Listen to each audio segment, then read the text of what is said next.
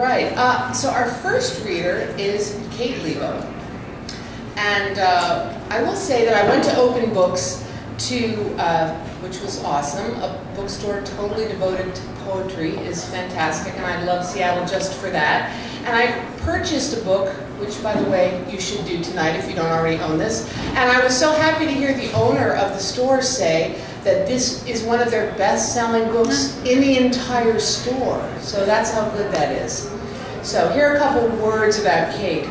Kate's poems have appeared in Kate herself appeared in Best New Poets 2011. Her poems have also appeared in Poetry Northwest, Bateau, and the Pacific Poetry Project.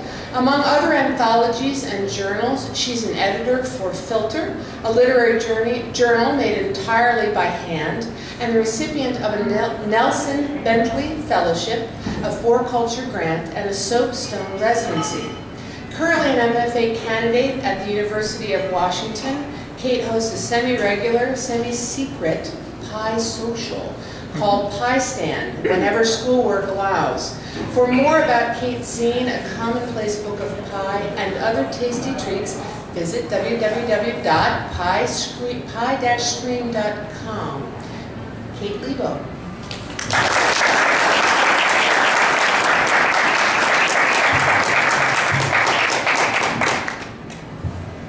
I don't know about this thing. Yeah, it's really low.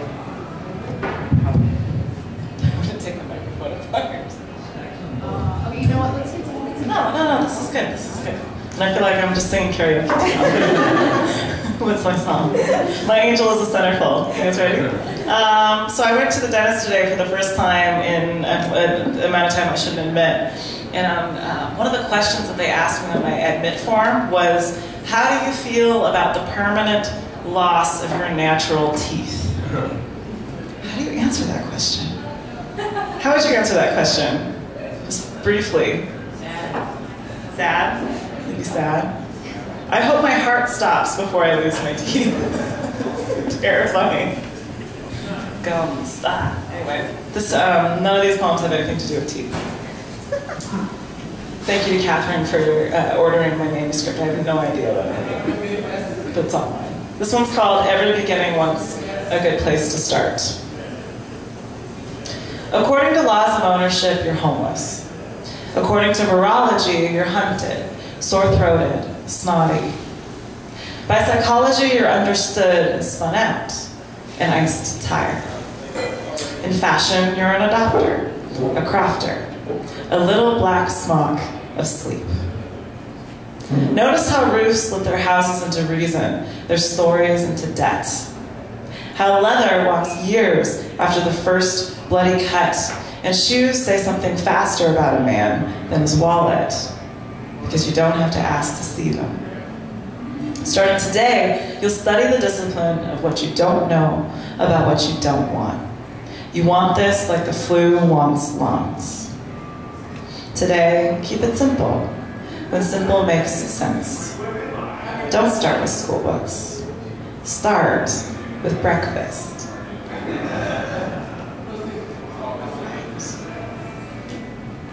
Okay, I'm going to read about boats now. I'm on a boat in this poem. It's called Ferry.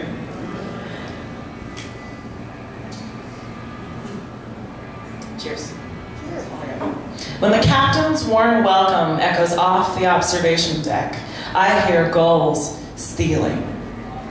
Worn is what I don't know about metal, the invisible strings of projected voice. Ignore his instructions, then follow them.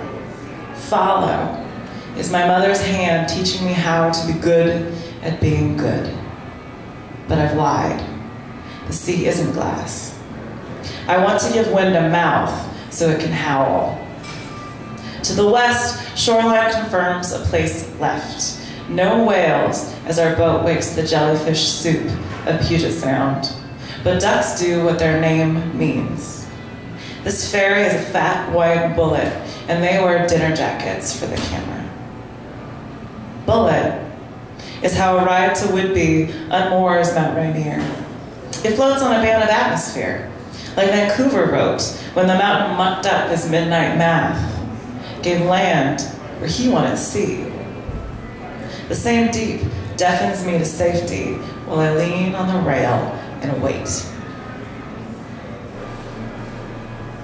Thank you to Yes Yes Books and Catherine and Justin and Nate and Tom and Jane and everyone else who had anything to do with putting this reading together. Oh, and thanks to you, Doug, for showing up. Who's got homework tonight? Everybody's got homework tonight, and yet you came. I'm really proud of us. Okay. This is called My Boy Likes the Bones. My boy walks out of rooms like he's giving a notice. Like there's a dark wood in his brain where new paths cut deeper trails back. And is that pain in his heel or in his head? His hands hug his punches. His mouth mugs his words. My boy likes the music.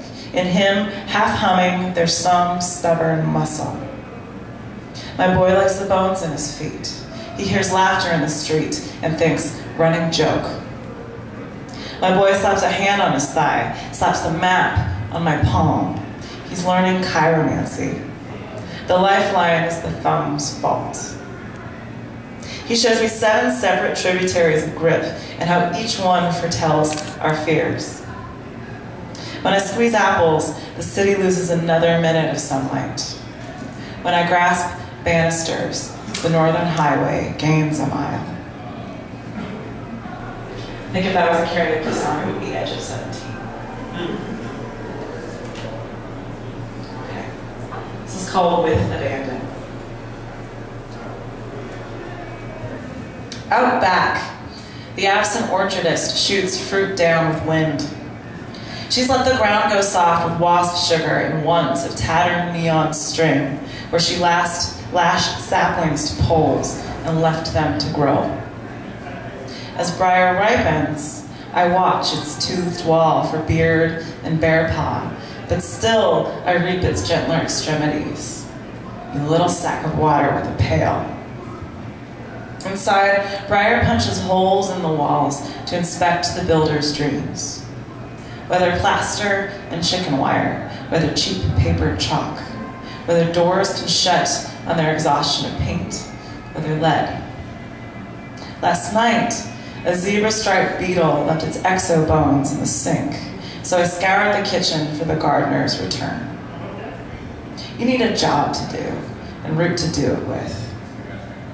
I have a house to milk, land to hill, lawns to grieve with sorrel. Brambles mend their own fences, and then morning, and then noon. Her door, a person-sized hole in the room.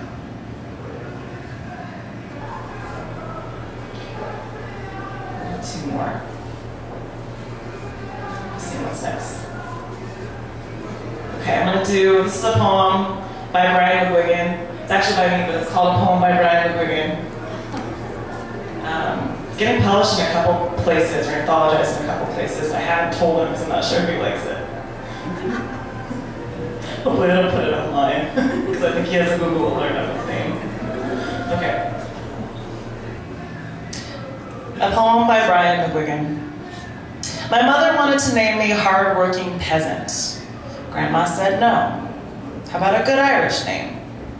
A rough-housing, round-earth name, she said. My mother wanted to name me Fuck You, Man, or Remington. But Grandma said no. I was like 2 dogs at the park. I pounced on my hand, bit myself in blood like crazy. Often I tell people I'm in a gang, but it's just me. My skin is a secret shade of dirt. My cat had more eyes than teeth. Pulled grass the dog pissed on, did not allow holding.